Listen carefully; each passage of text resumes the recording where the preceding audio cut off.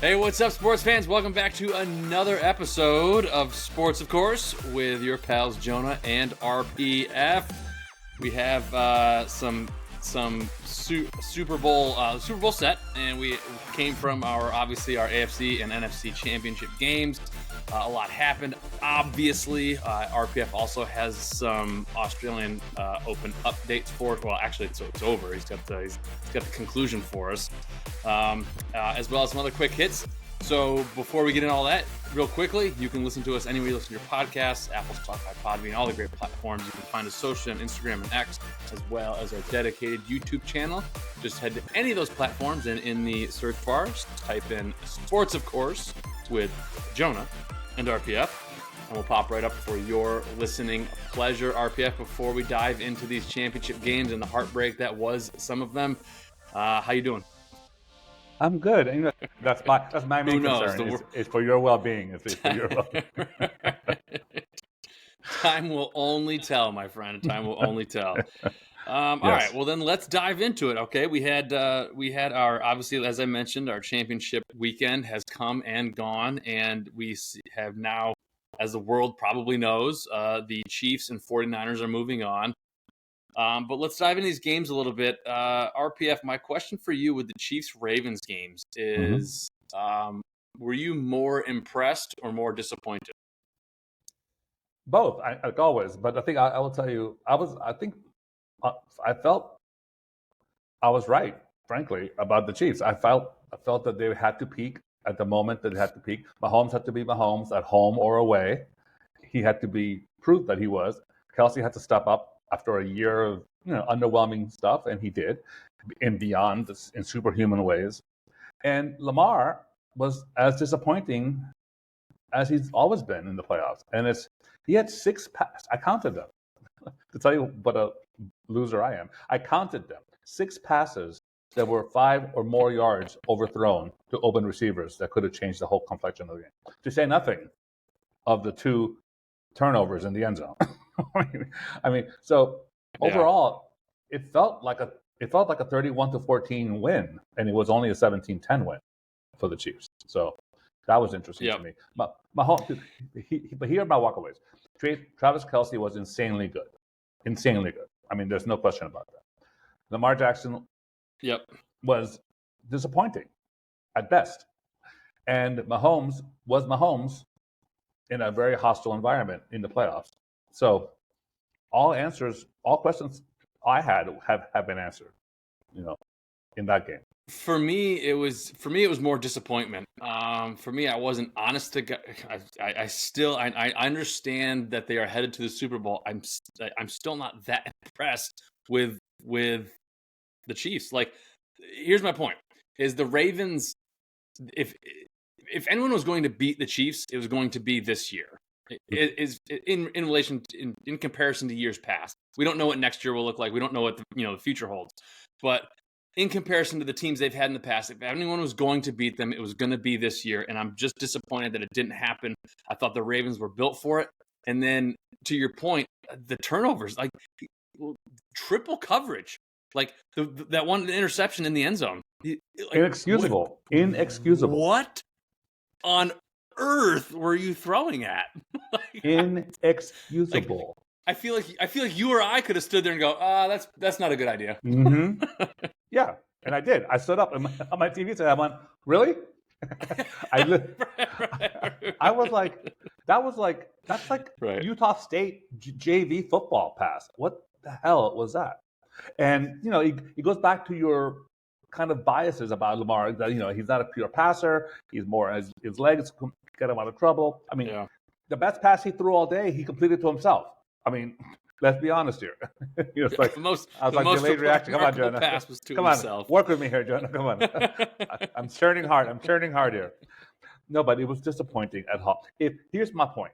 The ultimate point to all of this is, if this Ravens team at home cannot beat a depleted and underwhelming Chiefs team, if not then when?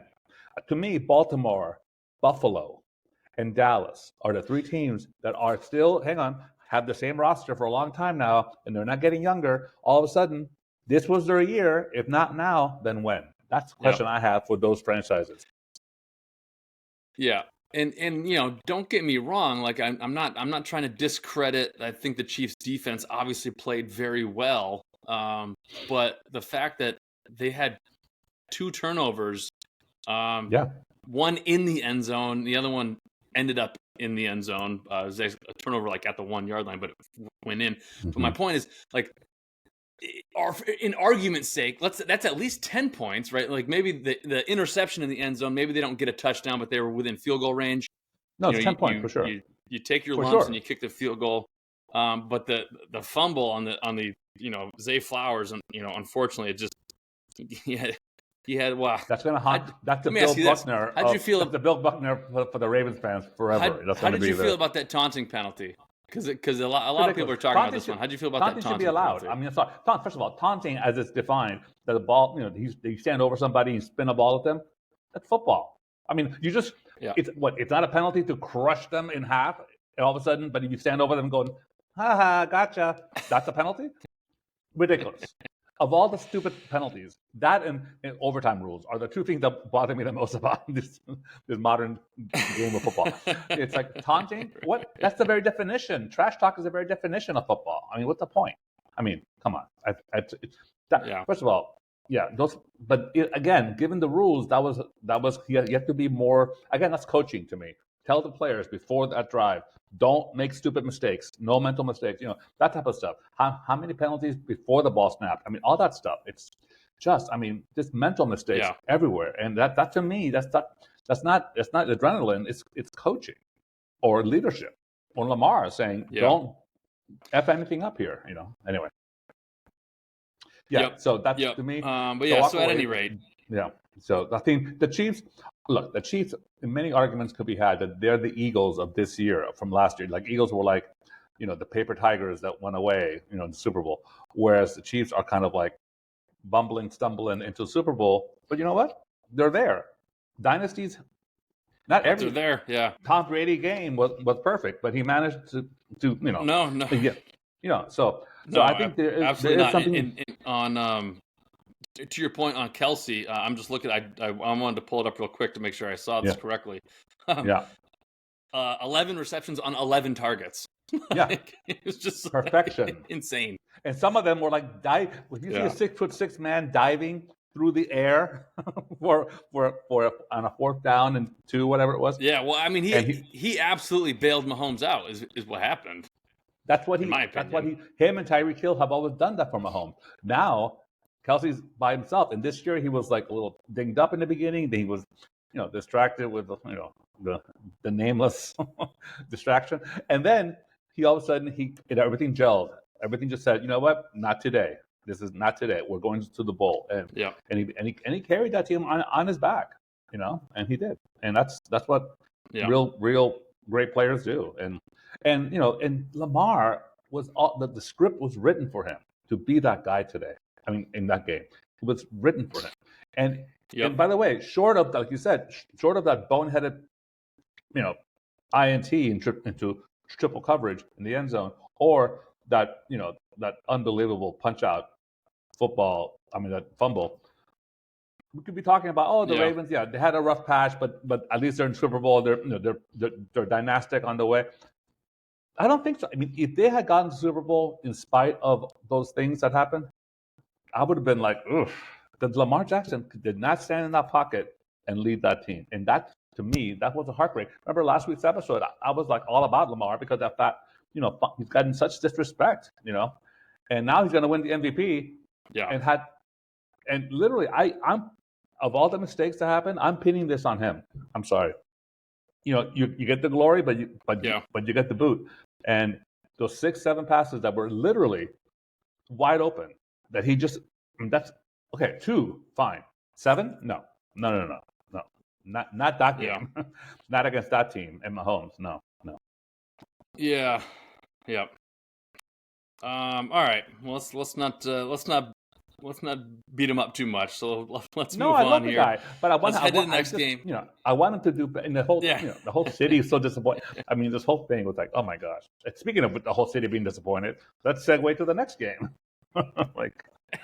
Oh, oh my God, your mighty Terrific Lions. segue. All right, my Mighty Lions. So the 49ers took down my Mighty Lions 34-31. In fairness to the 49ers, the 31 points of the Lions doesn't really do it justice. It was They got 24 a really for touchdown them. towards the end Yeah. there. Yeah. Yeah. What before I dive into this, what's your take on this game here? It was a game of two halves, clearly, right? It was Oh, big time. my take, yeah, Almost one my quarter, take, really, but yeah, exactly. True. My takeaways were Brock Purdy, when he had to be solid, he was solid. McCaffrey is fucking great. I'm sorry. Oh my God. I'm trying to hate the guy, and I just yeah. Although I sent you today, I think on Instagram, him and his buddy training off in the facility of the Niners. I don't know when it was taken, but it was like them two are like shirtless, and his buddy's like his other teammate is like in a I want to say square cut underwear, and they're like playing golf with like some other big like kind of laser thing, like what from Star Wars or whatever. It was very weird. I mean, this was on ESPN or NFL.com or something, and it said two bros just practicing their golf swing. I'm like, really? That's a different caption that I would write with my friends. But anyway, it was a very. You have to look this up. It was literally for me to stop scrolling and go, what the heck is this?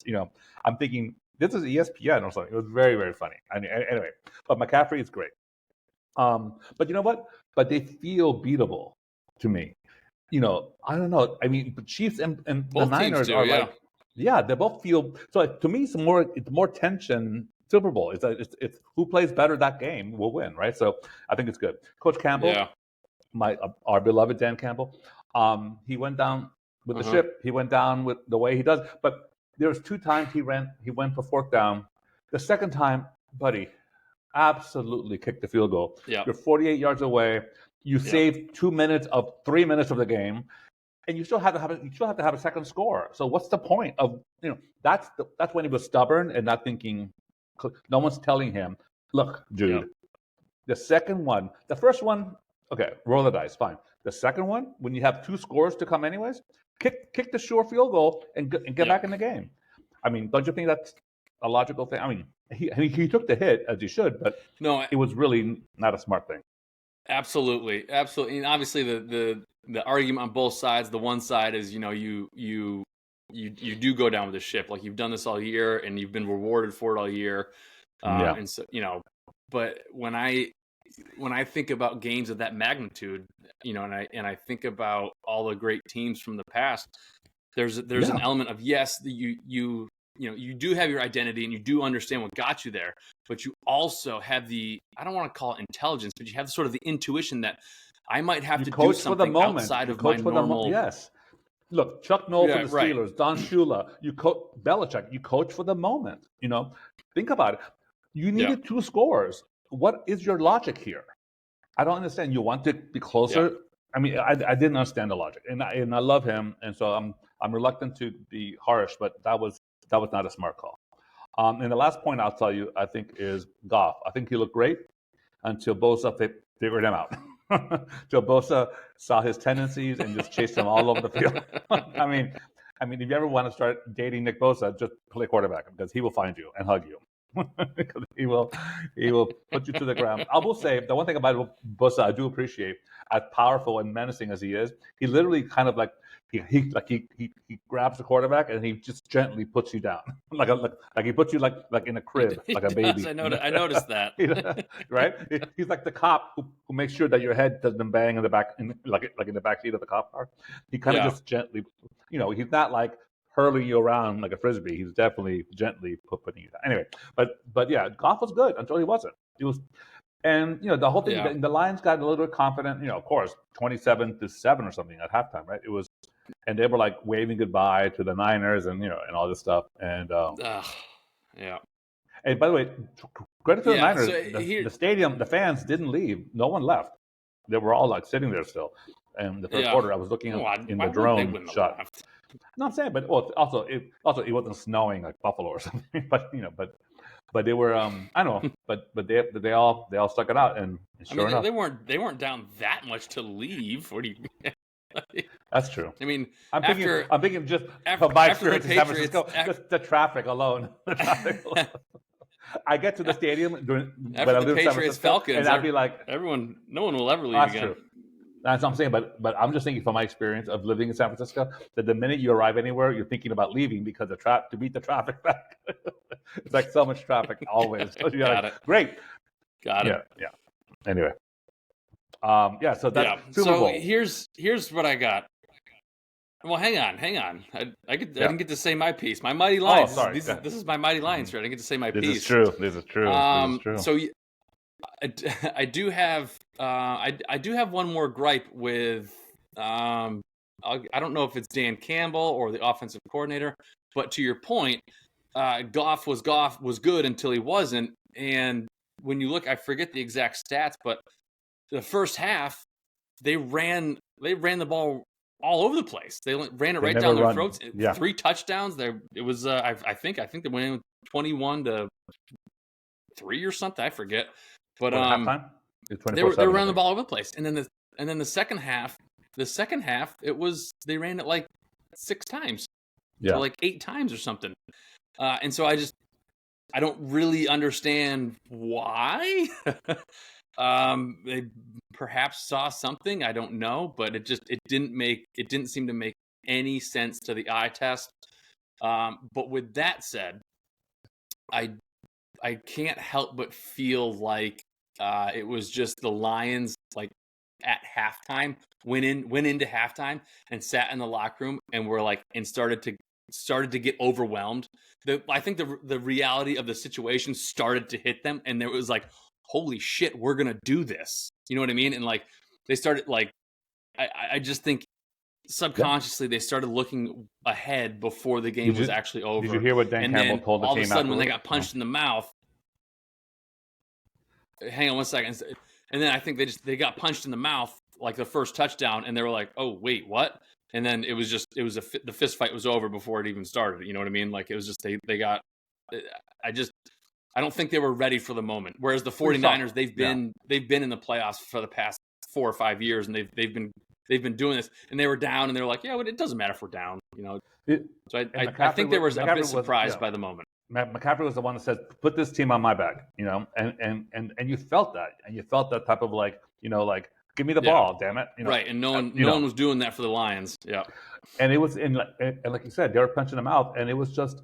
By the way, back to of course, I had to invoke my Dolphins in the wild card round with the Chiefs. The Dolphins did the same thing. They ran up and down the field in the first half, and they ran 3 times or something in the second half. It was insane. Why go away from something that was working? I mean, that's exactly the same thing that happened with the Lions. They didn't run the ball, and I was like, if or not even like fake a draw or do a draw or something, or do something to kind of like they didn't do anything like that. So that was nothing. Yeah, and nothing. And it was like a 3-minute turnaround that when they had like the turnover and the touchdown and the turnover and the touchdown, and I said, oh no, this game is over. The Niners were still losing. I'd say, oh no, this game's over. This game's over. And I was like, well, the Mighty Lions as soon as that one pass from Purdy hit the Lions defender in the face, bounced up, and IU caught it for a reception, I said, there's no shot they're winning this game. There's no shot. That's the same thing with the last game of the regular season when friggin' what's the name? And then the Bills. Yeah. The Bills. And then of course everything's worse in slow motion. Right. Everything's worse in slow motion. So like in slow motion you see it and it hits his face and then he swipes. No, the windshield wiper missed the ball somehow and hits his face mask, which was like, oh my God. This is why, and then you learn quickly that's why he's a DB and not a real wide receiver. You know, like, although that technique, he probably learned it. He probably learned that from the Chiefs all year. You know, from their wide receivers. So, anyways, so the game is now a marquee matchup with dynastic potential teams that are not firing on all cylinders, right? So it's a very interesting. So is it going to be the defensive line of the Chiefs to step up, or it's going to be Nick Bosa to step up. It's going to be Purdy kind of being overwhelmed by the moment, or they're going to be Mahomes saying, "I'm Mahomes, I'm going to win this game," and then do too much and try to win the game. And then, so there's a lot of drama in the subtext, of course. But for me, it is the Taylor Swift event of the year. This is going to be this is truly where my worlds have collided. When Taylor Swift, is, by the way, according to Spotify and to Apple Music, my number one artist that I played the most this year. So, and I put that on social media. People were shocked. I tell you, shocked that was the case. Anyway, so Taylor Swift is my number one artist. Being at the number one event of my year, it's a Super Bowl like everyone else. It's just almost too much to bear. It is too much. My head is about to explode. It's too much. Well, have you? NBC, the news, the news last night did a whole rundown on all of so Taylor Swift's lucky number, right, is number 13. Yeah.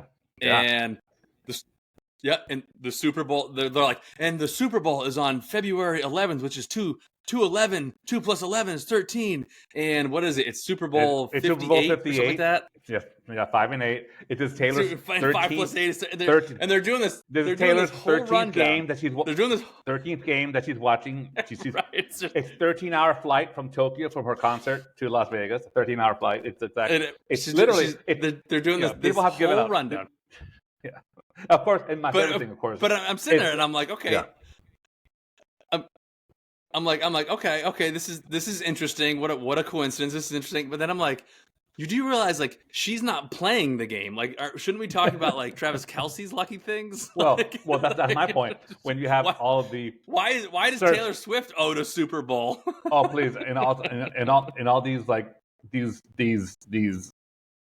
particular brand of journalists in these type of fringe networks are talking about that there's a conspiracy that this was a script. Oh, that you see this conspiracy that it's going to be because, let's be honest, the Taylor Swift endorsed Joe Biden 4 years ago. And Travis Kelce committed the ultimate crime by being vaccinated. So therefore, he and Taylor Swift are a manufactured couple put out there by the DNC to endorse Joe Biden at halftime during the Usher concert or something. It's so preposterous to even think about that these people stop. And then, of course, the Orange Menace goes on his little broadcast truth nightmare thing that he has, and he says, "Oh, I'm much more popular than her. I'm going to declare a holy war on her." Meanwhile, and everyone's like, "Hold my beer." Literally, Taylor has like 500 million people following him, and he has like 11 million. So it's a very, very funny. Anyway, the point is that I say to all those maggots, bring it on, honey. Taylor Swift is waiting for you. Welcome to New York, as they say in her song. Anyway, the point is that this game's going to have a lot of fun pop culture moments, of course, and of course, obviously, the game's going to be good. Yeah. So I'm excited about it. It will, it'll, and this side, we as much flack, let's call it flack, that we give Taylor Swift, the whole, not her, but the whole spectacle that is. This is undoubtedly going to be the highest rated Super Bowl ever watched in the history of Super Bowls. Like, because also she was her appearance at the game the Peacock game became the highest streaming game ever because of her and our fans. Yeah, they said they just came out with the facts. If this was a regular team, it was like 40% more audience from girls. Get this, 11 to 19, the sweet spot demographic for the NFL, right? Yeah. 40% of the audience were girls 11 to 19. Say it with me. NFL is like this. Thank you, Taylor Swift. Thank you, Taylor Swift. The audience they could never reach. Now, totally. Magically. Yeah. Totally. Now magically. Yep. So believe me, if anyone's if there's sign of trouble in their relationship, the NFL will pay for, like any therapist in the world. They'll make sure that they'll counsel them themselves. Like, they'll incentivize them with whatever they need. In-house couples counseling for but Kelce this game, and Swift. By the way, it's a Super Bowl rematch of 54, Super Bowl 54, and a lot of there's some players still there from that losing effort from the Niners, and they're hoping to get the redemption. So that's another interesting type of subplot. And there's a lot of good characters in there, a lot of wild personalities, and fun. I think the weak link here is, I think on the Kansas City team are the wide receivers, still underwhelming, still dropping passes. Clearly. Yeah. Yeah, and then in San Francisco is the lack of depth at positions. If Bosa's out, God forbid, or any of these players are out, that I don't know anybody who's going to step up. So that's going to be, it's kind of like a Band-Aid type of one more game, let's stick it together type of thing. So it's going to be a fun game. I can't wait for it. I have a couple more football. I'll tell you what I'm excited to see. Tell me. Real quick. I'll tell you what I'm excited to see is we saw, I think, in the NFC Championship game, we saw this sort of emergence of Brock Purdy sort of taking control a little bit with his feet, which no one really saw coming. He didn't rush for 100 yards or anything, but he had 2 or 3 huge first down runs. When no one really thought he could run. To be honest with you, 30 yards or something. Yeah. And I'm. Yeah, absolutely. And there were big momentous occasions and downs and moments in the game as well. So aside from the big yardage, it was also just a big moment that he got these first downs. He's a slow white guy, and they don't have a spy on him. They literally drop everyone back because he's not going to run. Right. They just turned around and ran. And meanwhile, he's like, wait, huh? He's not going anywhere. If they're going that way, I should go that way too. Anyway, I'm interested to see. Basically how that plays out. Because I feel like you can't waste a spy on him. Like why would you, right? But has he sort of garnered this new weapon, if you will, of, hey, if they're not going to spy me, then I do have the ability to do this. And if so, can that be sort of the deciding factor between the two teams? I think that's an absolutely valid point. I think, but I just want to emphasize again what I said a little earlier, that the 3 teams this will probably be topic 1 when we get into our next season previews for the next season, is essentially Baltimore, Buffalo, and Dallas. If not now, when? And speaking of that, I just read something today. I don't know if you read that, a deep dive onto the New York Jets on The Athletic. And they followed them, the whole season, and they did this huge report that just landed this morning with a lot of eye-opening stuff. Essentially after the 4th play, we joke about the coach just like stares out into space, like frozen in time. From that moment on, he's been telling his players and the front office, without a quarterback, we can't win in this league. So basically, he set up that excuse the entire season as like saying, we're not going to win. We don't have a quarterback. So, can't blame me, So anyway, that's not how you start a season. Sorry. Secondly, the Jets decided, by the way, they said the offensive coordinator he had like ADD. He can't sit in a room in a meeting. he's constantly he has no attention span, and he has no attention to detail. So therefore, half the plays he's like, but before Aaron Rodgers, that's the guy who came over with Aaron Rodgers, and Aaron basically calls the plays, and he kind of they're a team, but Aaron manages the game. Whereas when he went down, all of a sudden you have Zach Dynamic Wilson, and he's like, hello, what's the play? Run around till I don't die. Got it. Run around. Anyway, so all this to be said, they decided, ownership decided not to. They said, quote unquote, we're not changing a thing. So basically, they put like Saran wrap on 2023 hopes into 2024. They put it in the freezer, hoping that it tastes just as good next season. So we'll see what happens. Yeah. I can see that, but here's the interesting part, and this goes back to the wild prediction that I think I made on the show. If I didn't, I know I told you about it.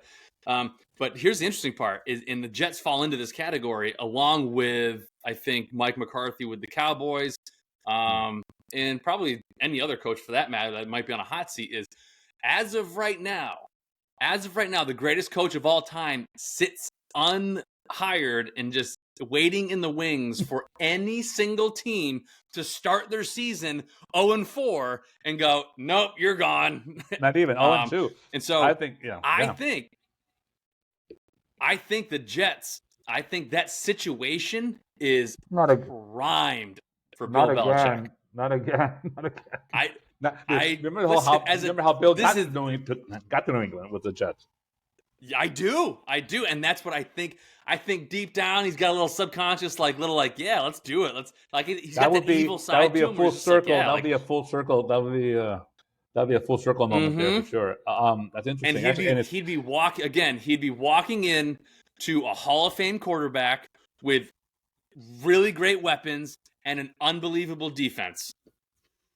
And I mean, I think that's exactly right. I think that's actually a very good call because this report, if you read it, I mean, I want to like the guy, the current coach. Man, there's some rough stuff in there. Yeah, so solid, I don't know. Yeah. I think so that's going to be interesting to see. But I think and Belichick that will fulfill being close enough to his family in New England and stuff. So so that tracks. Mm-hmm. The other thing I want to tell you is the last football thing I have. Actually, there's two more football things. The two OCs, the two offensive coordinators that were the most sought after. First of all, to go back to what you were saying about Belichick, not only did Belichick not get hired, he had a second interview in Atlanta and still got bypassed. First of all, I'm always fascinated. What do you ask the most iconic head coach in history a second time? What do you have to? The first time that he's even interviewed is insulting enough. And now you're going to be a cop. It's like asking Meryl Streep to go for a second reading for a Snickers TV ad or something. No, that's Meryl Streep. You don't need to. She doesn't need to audition for a Snickers ad. Okay. But it just. I'm fascinated by, first of all, by Belichick's reaction or his agent's reaction to being called back for a second interview, which is, just love to be a fly on that wall. He's like, what? Yeah. And then get there, pissed off, flying from Boston again to Atlanta, the world's busiest airport, and then get to the facility, and everyone's in black in the Falcons uniform, and they're like, "Yeah, coach, we're just wondering about you could have called me for that." End of interview. Anyway, so I had this whole scenario. That would have been a good skit on SNL, by the way. Anyway, so that being said, he's asked twice, doesn't get the job. I think there's two offensive coordinators for the Lions, for your mighty Lions, and for the Texans that were both hailed as shoo-ins for jobs to be considered. If not head coaches, then OCs, offensive coordinators at other teams that are going to pay them that much more and everything. They both decided, against all logic, to go back to their existing teams, which bodes really well for the Lions and the Texans. I think the guy developing C.J. Stroud did the right thing. That's there's not C.J. Stroud hanging around this league. There's not that many of them. And all of a sudden, and the Lions, they still have the pieces to go further next time around. So I think they both did the right thing. That's interesting. On the contrast of that, Vic Fangio, I've been hailing him as everyone has as the defensive coordinator genius. He's like the Svengali of, the Picasso of defensive coordinators. And I've documented ad nauseum the devastation of literally the decimation of the entire defensive team for Miami. And even then, he had very few options, very few players at the end of the game, at the end of the season. But come to find out, as he left Miami, which was not his decision, by the way, it was, come to find out, it was the Dolphins had to let him go. Mike McDaniel decided to let him go because of what? 3 of his star defensive players, including most publicly Jalen Ramsey, were not fans of Vic Fangio. And they were saying publicly, and they're saying he has to modernize to a modern player. He's an old codger, doesn't know. And I take issue with this because Fangio has certainly earned the respect of any player. I don't care who you are. Secondly, and then Fangio's people have turned around and said, "Oh, it's Miami, so some of the players that are publicly crowing the loudest didn't want to put in the work, and they were busy on South Beach. It's very tempting to go out on South Beach. It's right now. That's what they were saying. It was like it's gotten petty like that. So I'm like, And then Tyreek Hill's defending the players, and McDaniel's staying out of it. So there's trouble in that type of chemistry. You got to be tough to be in this league, and anyway, Fangio. I'm not saying I wasn't there. None of us were there, but he certainly doesn't deserve this. He's gone anyway. So just be quiet and be graceful, and be gracious. Now he's at the Eagles, which, by the way, it's a good spot for him. So, all right, and then so that's my last football note before next week. And I do have one statement. I say about it. Yeah. Go ahead. I'm just saying that this is a week. I've always, after the conference championship games, then we go into NBA All-Star Game, NHL All-Star Game, and you go into the Pro Bowl, which is basically it's the All-Star Game for the football world. So you have these three, epically non-binding, excruciating, like propped up on nothing games. And like the dunk contest. Oh, I gotta watch that. It's time to mow the lawn. This is what I'm gonna tell all my fellow sports fans. Things you've been putting off that your wife or girlfriend will be so shocked. Don't even ask what needs to be done. Look around the house, get a project, and just do it without being told. You'll thank me. Because then that'll buy you quiet time Super Bowl weekend. You'll even make snacks. I'm telling you, it's gonna be a whole different mindset. This weekend coming up. There's nothing going on. Get off your ass, off that sofa, and clean out a closet, mow the lawn, get the garage organized, whatever needs to be done, and you'll be the hero. And then the next week, you can prop your feet up and watch Taylor Swift lead the Chiefs to victory. Anyway, so not next week, 2 weeks from now. Anyway, so that's my tip of the day for all fellow football fans. But then I have RPS tip of the day. Yeah. No, I'm doing my tennis open. my tip of the day. Yes, that was my tip of the day. Okay. That was important. I think that's a good tip. That's a good tip. How to save a marriage and love football. Just there's definitely a podcast in there somewhere. Okay, so we have I'm going to give you guys the quick update. Very brief update on the Australian Open. As you guys know, you've been following that. It was a tremendous men's draw. And the women, I'll start with the women. It was no great surprise. Sabalenka, the powerful Belarusian player, she won again. She repeated as champion. She beat some Chinese player that had never been in the final, obviously. And it was like like LeBron playing one-on-one against me or something. It was very amusing. Sabalenka was like, rah, rah, and then you see the little Chinese player trying to hit the ball. It felt like so unfair. I was like, this is not the same sport they're playing. Anyway, Sabalenka repeats as champion. Good for her. Coco Gauff got to the semis. She's playing great. I think it's going to be a great season for both of them. Coco Gauff is entering now the French Open, the clay season, and then the hard courts in U.S., which are more her speed. So it's going to be a fun year for the women. The men, this is very interesting. So at last podcast, Carlos Alcaraz was playing Zverev in the quarterfinals. He was expected to win and then play against Medvedev in the semifinals.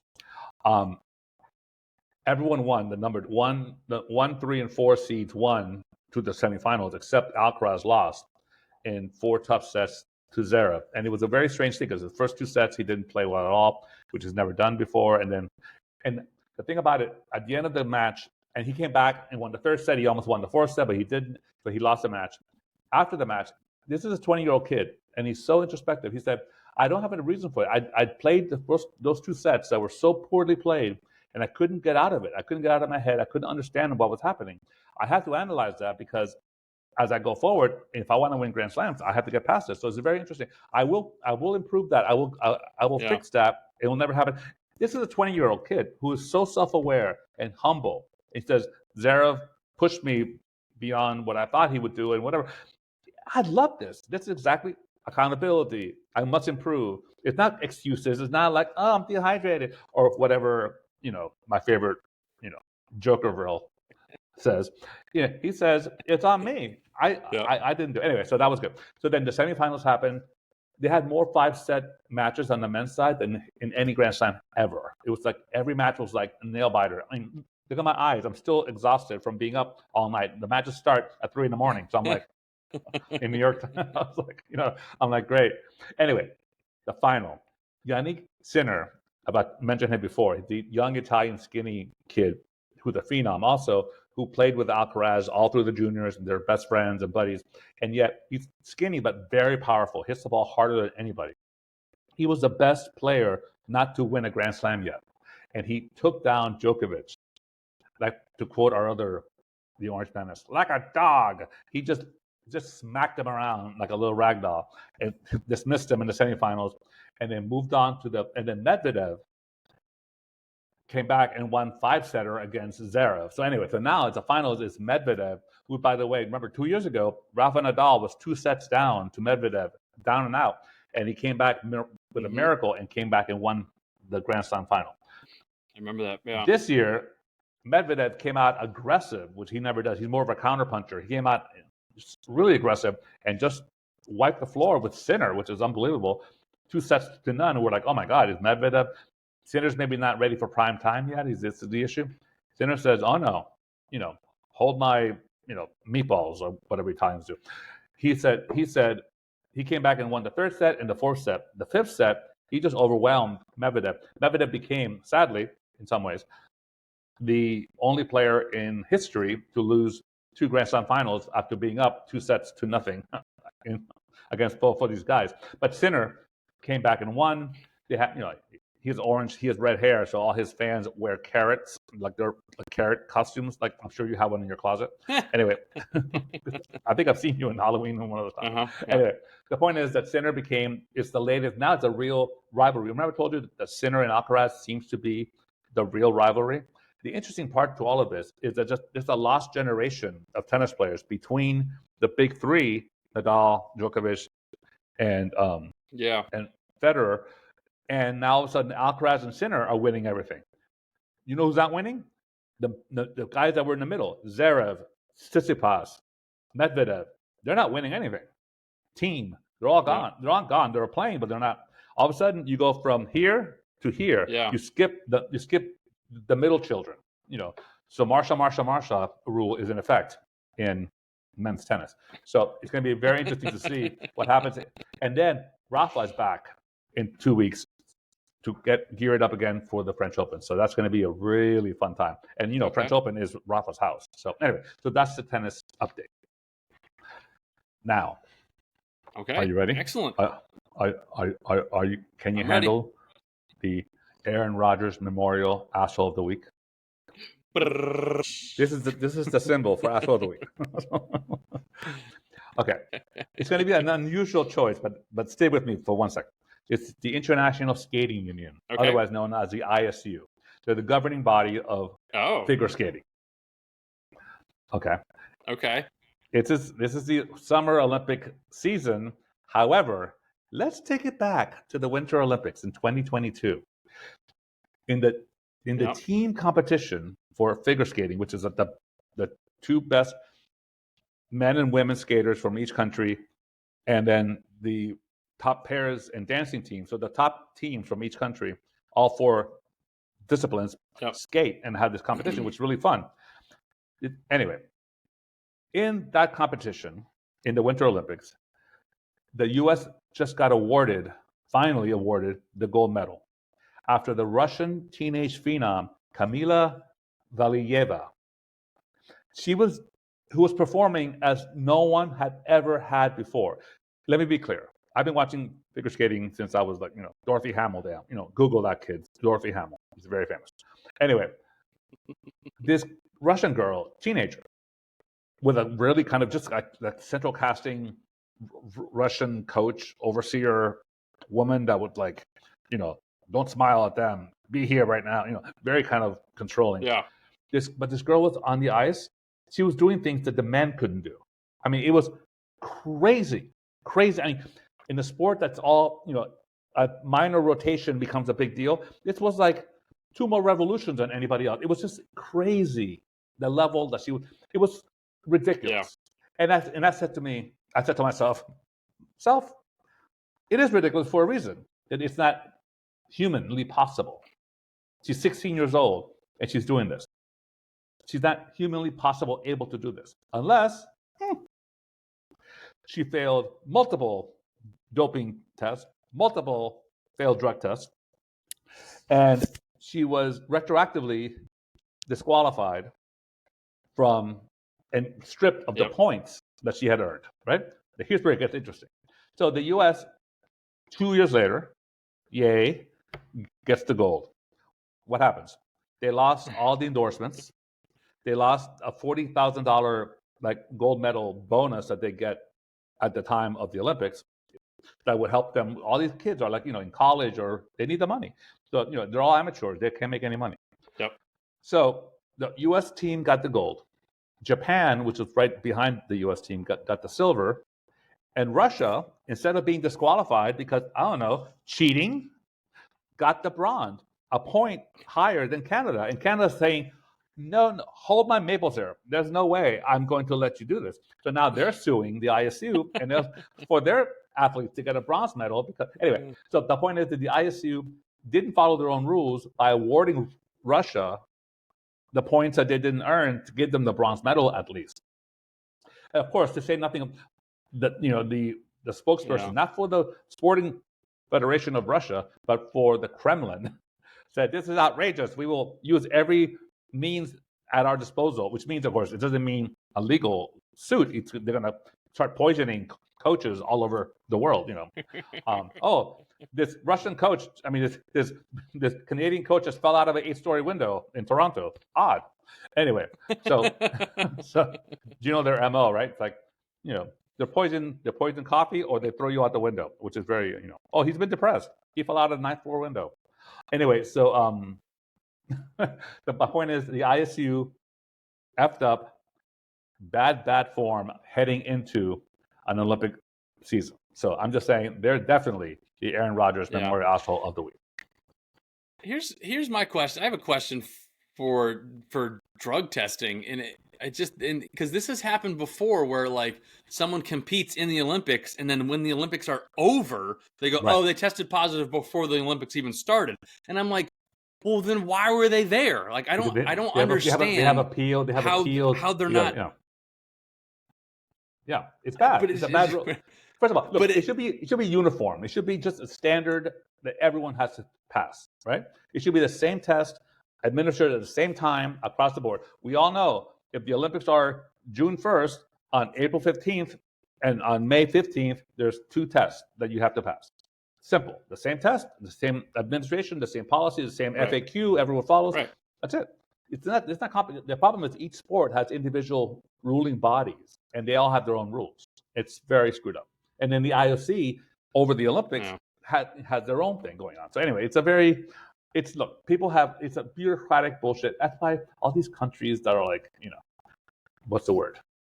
Less than ethical at times are, U.S. plays by the rules largely. And we disqualified our best runner because she vaped a pot 2 weeks before training, right before the Olympics. Yeah. She was disqualified, and she was a world record holder. So, you think Russia would do that? They'd be like, here, have some more ganja,